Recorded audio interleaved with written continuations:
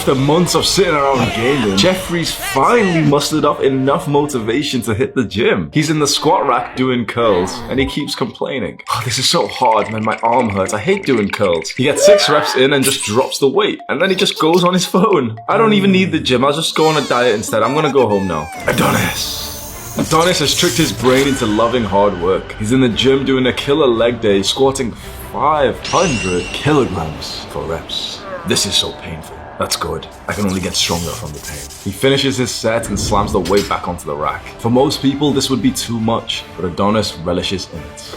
You wanna know a secret about me? I was a pussy for about 23 years of my life. A grade A. I was a coward. I was one of those kids who, instead of, in the sports class like PE in school, it is fucked, in it. Like, you only do exercise for 1 hour a week in school. We had this, right? Oh, it's time to play sports. It's time to do some shit, right? I wasn't even, like the fat kid who got picked last or anything. I was the kid who didn't even bring his clothes in so that I had to just kind of sit there in my uniform instead because I didn't like exercise. I didn't like the way that it would feel. When it came down to studying, let's say I had an exam in a few days, I wouldn't do it. Now, that exam may have been important and it probably was so needed for me to just sit down and do some work, and I wouldn't do it because it just felt too hard and I needed something easier like playing RuneScape. And even on RuneScape, a video game that I was addicted to, I still needed to go and do the easier things. I didn't even do any of the really hard quests. And if I was gonna do one, I would autistically follow like a YouTube tutorial, take me hours, and I hated it. I just wanted to do like the easier stuff, like just sit around and just talk to people next to the bank. When you compare that younger version of myself to where I am today, to the body that I've built over 1,000, maybe 2,000 workouts, to the global movement, the cult that we have created here, the leader that I have become,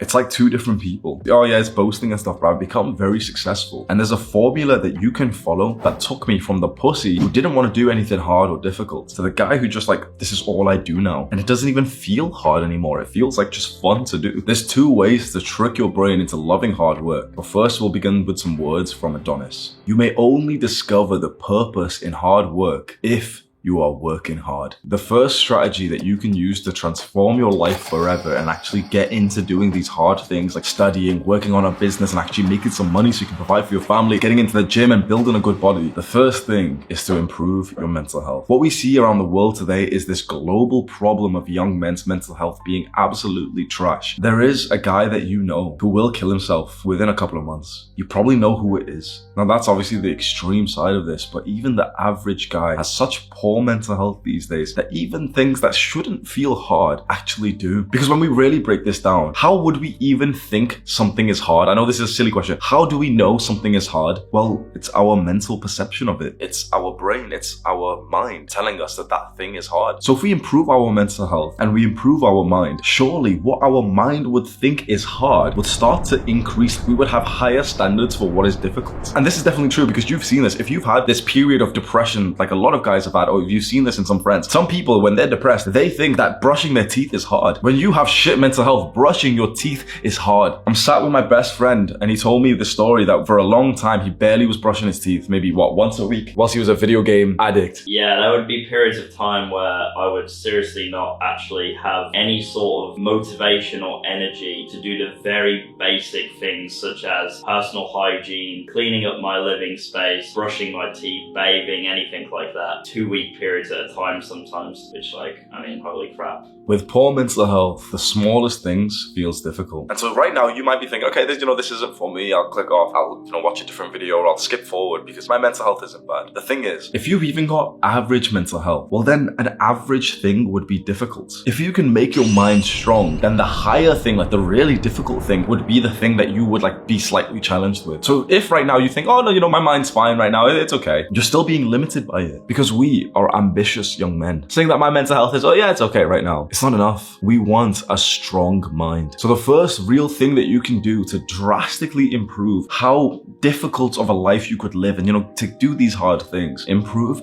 your mental health. And I have a full guide that you can go and watch. It'll be linked right now. If you haven't seen it, it's like 2 hours of me breaking down exactly how to improve your mental health. Go and watch that right now. The second thing that you can do to trick your brain into liking hard things, and the thing that got me famous, is to get onto a dopamine detox. Now you saw dopamine detoxing, this trend that was popping maybe a while back, and maybe you've seen scientists talk about it and say, yeah, it's not even scientific, it's not even true or anything, right? If you watch those videos, maybe it's we're not scientists. scientist here. I'm not saying that, oh yeah, the real dopamine molecule, I don't give a fuck what the dopamine molecule is. This is how it works in the real world. And we're using the word dopamine, even though we're not very scientific, just because it like, I don't know, it sounds nice. But it's like, it's relatively true. All the scientists who have broken down the dopamine detox arguments have said that it's not totally right in the way that people talk about it in this context, but it's not that far from the truth. So dopamine detoxing is when you drastically take a step back from the things that are giving you like a lot of dopamine. And usually these are the bad habits like porn, video games, junk food, and drugs. I want you to imagine this right now. Imagine you completely just stopped all of those bad habits. Imagine just straight away how much your life would improve. And straight away you might be getting a sense of sadness. Like, no, but I don't really want to stop playing video games. And like, but I like smoking weed sometimes. And those things can be okay. Like, it can be fun to do those. But a lot of the fun that comes from those things is because you don't find the rest of your life fun. Because let's say that you were living such a fun life, a perfect dream life without like, you know, these bad habits, right? Well, at that point, you wouldn't consider those bad habits like video games to be as fun with you. The issue with a lot of guys is that they're so committed, so deep in this rabbit hole of instant gratification, of these bad dopamines, these bad habits like video games, porn, junk food, that now the rest of their world doesn't feel fun. And some guys are so extreme, so deep in this rabbit hole that even the bad habit doesn't even feel fun anymore. This is when you're a guy who's been playing video games for so long, and even your favorite video games aren't even fun anymore. This is a problem for a lot of guys. You can probably relate, because that's a fucked feeling when you log into that game again and it literally just bores you, and you spend the 20 minutes looking through your list of like 500 Steam games that you've been buying on the sales. You know something's wrong with your brain. So the act of dopamine detoxing, it changed my life forever, because this was what I was feeling just before I transformed my life forever. In May 2020, I was living in the worst lifestyle possible. I was waking up and you know the first thing that I would do? Fap. You know, the second thing I would do? Smoke weed. The third thing? Eat junk food. I would do these things at the start of the day, which meant that obviously the rest of the day I'm like so fatigued and, you know, like so dizzy, not dizzy, but like, you know what I mean, like faded, right? I wasn't doing anything productive. And when I lived like that for just not that long, couple of months, I hated my life. I discovered this concept of dopamine detoxing and realized that I needed to take drastic change. I moved out of the apartment that I was staying in. I broke up with my girlfriend. I moved back into my parents' home and went full extreme on dopamine detoxing. And you know what I did? You know what you can copy? What I did was I created a timetable, just like the one you see on the screen. And you don't need to copy it exactly. You know, our times can differ and the things you do differ, but I created more like my perfect day. And I just started trying to copy that every single day. This timetable perfectly encapsulated the dopamine detox that I wanted to do, because I took out the bad habits and I just left in the good ones. You want to know how this will help you with the hard things? Well, once there's no easy things for you to do, very easy, stimulating, pleasurable things, those hard things feel less hard, because leveling up your strength skill on RuneScape is infinitely easier than going to the gym. Your brain and especially your body find it easy to be on a video game and just play, but to go and do those things in the real world is very hard. And so when you have this like comparison, those real world things feel so difficult, you need to take a step back from those bad habits. And then it's time to challenge yourself and drastically increase the hard things. This is something that not a lot of guys do. But let's say there's something difficult for you right now, which is to go for a run. You can run maybe about 3 kilometers and it's like, that's enough. You're not going to run anymore for the week or something, right? Set yourself the goal to do something very hard. Run a 10K within 2 months from now. You've set this hard goal. Now suddenly it's time to step up to the challenge. And when you hit that 10K and you've been running for almost an hour straight for the 10K, well, that 3K run is going to seem quite easy now, isn't it? But that was just hard for you previously. You need to do something even harder so that the current hard thing doesn't feel hard anymore. You know, the first time that I went camping as an adult, I particularly chose a night where there was going to be a thunderstorm, and I fucking hate the cold and the rain. The first time I went camping, there was a storm, lightning, everything. I was soaked. I literally slept like freezing cold, wet.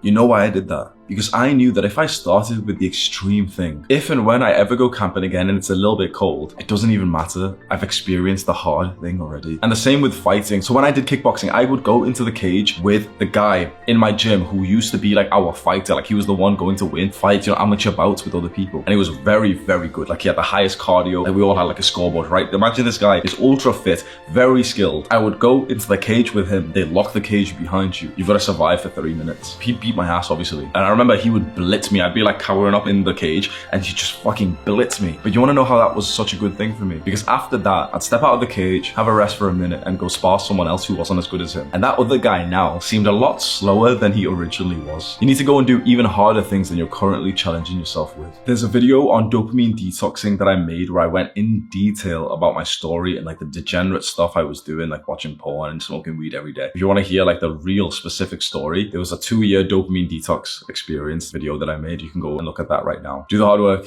especially when you don't feel like it. Mwah.